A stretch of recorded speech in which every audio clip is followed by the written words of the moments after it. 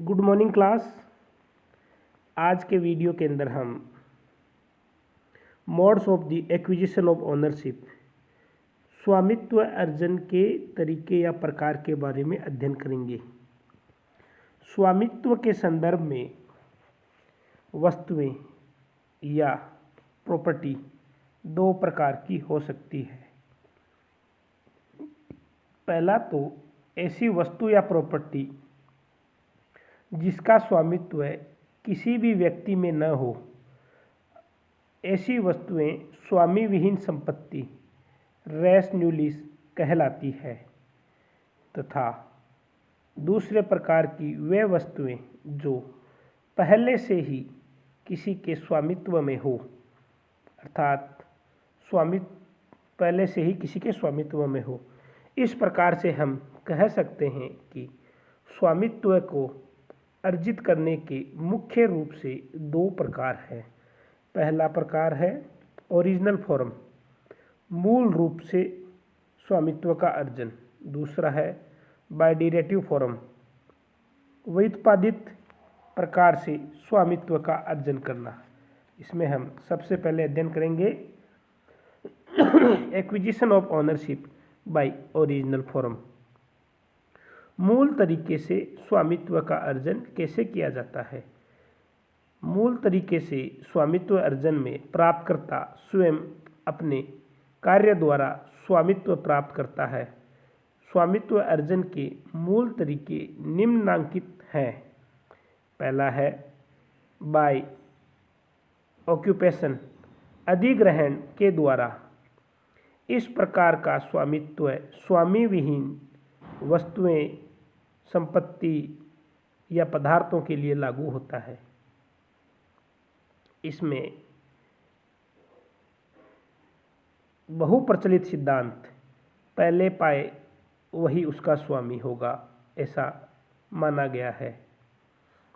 सर्वप्रथम जो व्यक्ति ऐसी वस्तुओं का अधिग्रहण करता है वह व्यक्ति उसका स्वामी हो जाता है। जैसे जंगली पशुओं का अधिग्रहण, ठीक इसी प्रकार जब कोई खोई भी वस्तु का मालिक नहीं मिल पाता है तो उस वस्तु को सर्वप्रथम पाने वाला व्यक्ति ही स्वामी बन जाता है।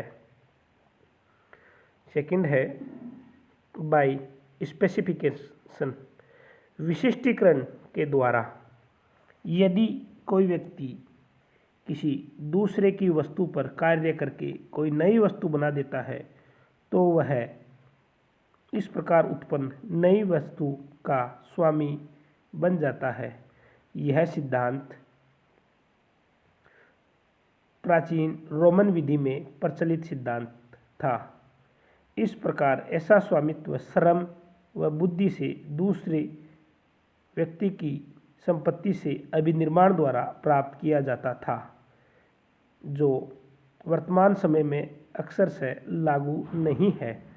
भारतीय विधि एवं ब्रिटिश विधि में सामान का मालिक ही स्वामी माना जाता है और इसके संबंध में किसी भी प्रकार का कोई विवाद भी नहीं है। जैसे जब हम सुनार को अंगूठी बनाने के लिए सोना देते हैं तो मात्र उसको अंगूठी का रूप देने से ही वह उसका स्वामी नहीं बन जाएगा। यही बात अन्य वस्तुएं एवं संपत्ति के लिए लागू होती है। तीसरा तरीका है सम्मिश्रण या बाय कन्फेसो। जब दो व्यक्तियों के सामान को मिला दिया जाता है या जब दो व्यक्तियों की प्रॉपर्टी को एक साथ मिला दिया जाता है तो इससे संयुक्त स्वामित्व का उद्भव होना स्वाभाविक हो जाता है।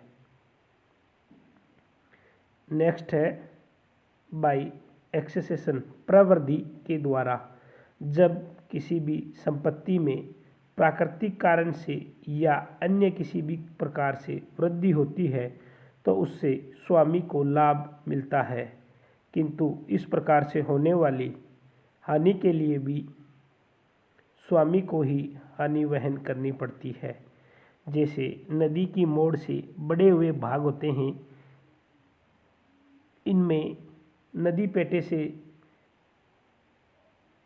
नदी के साथ आई मिट्टी के बहाव मिट्टी से उत्पन्न जमीन वह भी उसी स्वामी के पास होगी।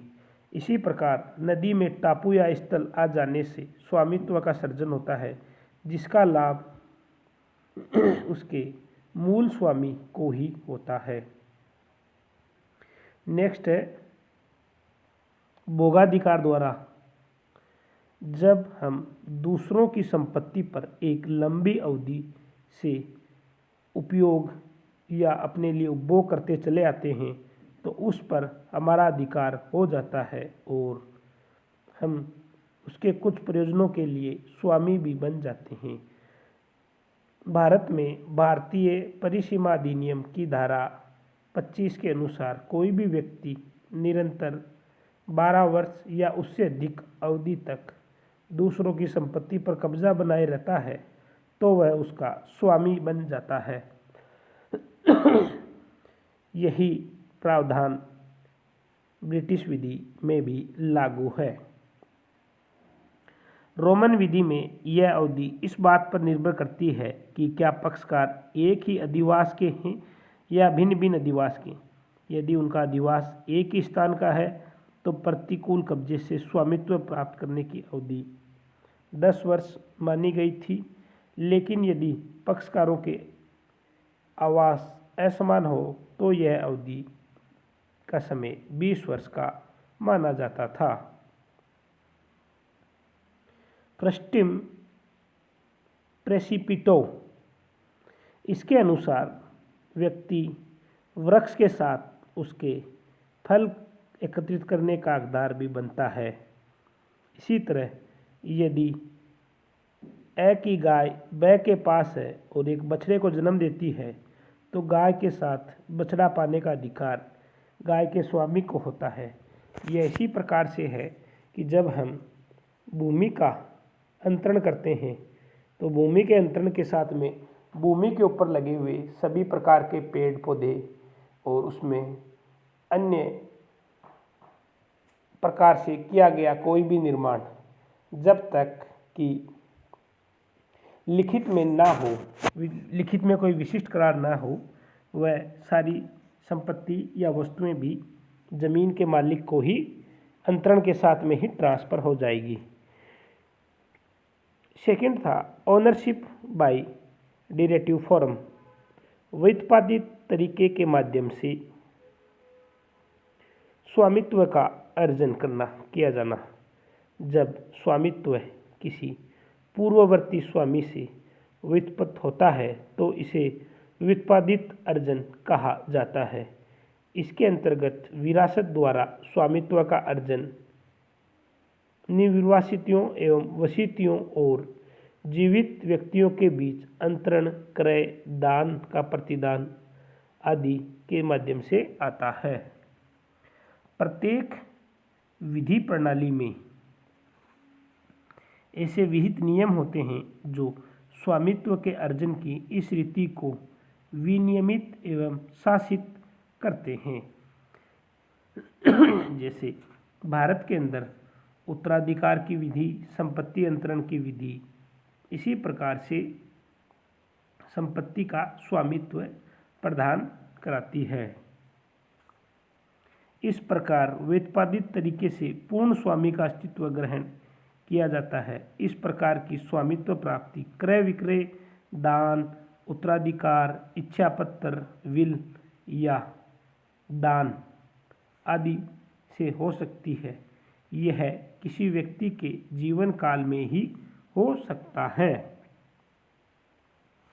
इसी के साथ में हम एक और पढ़ेंगे। भारतीय विधि के अंदर स्वामित्व की स्थिति। अन्य राष्ट्रों की भांति भारतीय विधि व्यवस्था में भी संपत्ति पर स्वामित्व के अधिकार को मान्यता दी गई है, परंतु भारत में कोई भी व्यक्ति किसी वस्तु पर एब्सोल्यूट ओनरशिप, अनन्य स्वामित्व नहीं रख सकता है, क्योंकि इस देश में स्वामित्व का अधिकार संविधियों व विनियमों द्वारा निर्बंधित रखा गया है।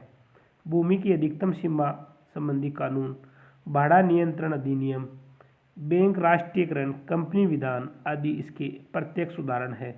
प्रत्येक विधि प्रणाली में स्वामित्व के अंतरण एवं उसके अर्जन के लिए अनेक औपचारिकताएं होती है।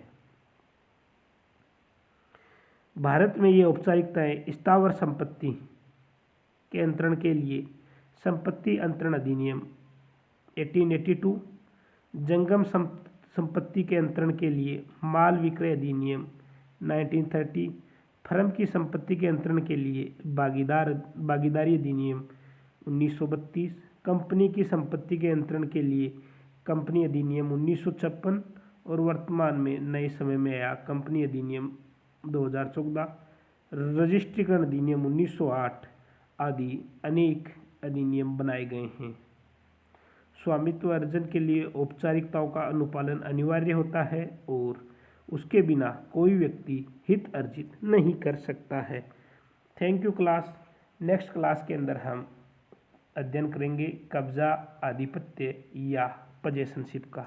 Thank you class.